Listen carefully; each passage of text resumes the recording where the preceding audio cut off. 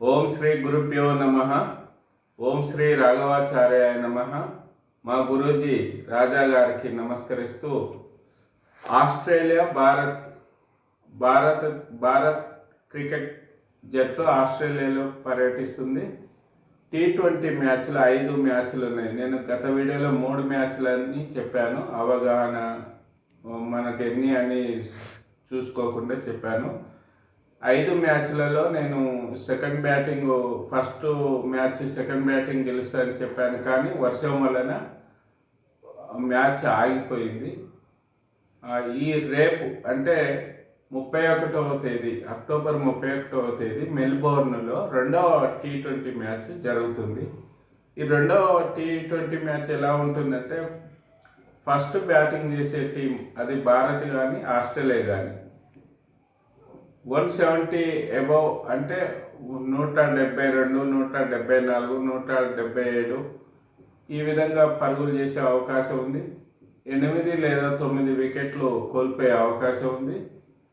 Second batting కూడా కొంచెము 6-7 వికెట్లు కోల్పోయే అవకాశం ఉంది. మొత్తం మీద సెకండ్ బ్యాటింగ్ గెలిచే అవకాశం స్పష్టంగా ఉంది.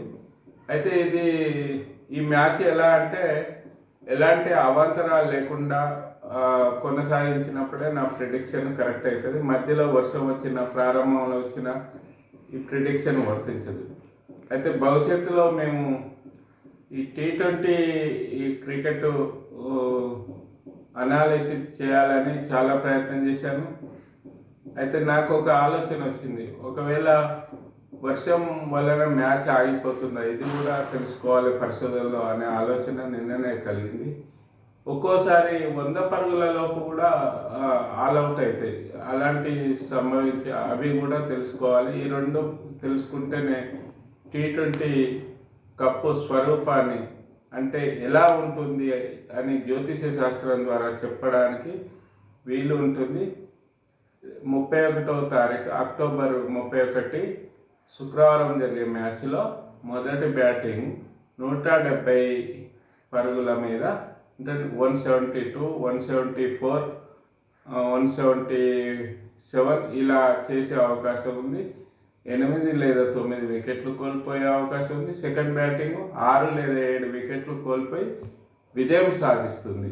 ఇది నేను T20 క్రికెట్ మ్యాచ్ మీద నా యొక్క జ్యోతిష శాస్త్ర విశ్లేషణ అని తెలియజేసుకుంటున్నాను. స్వస్తి.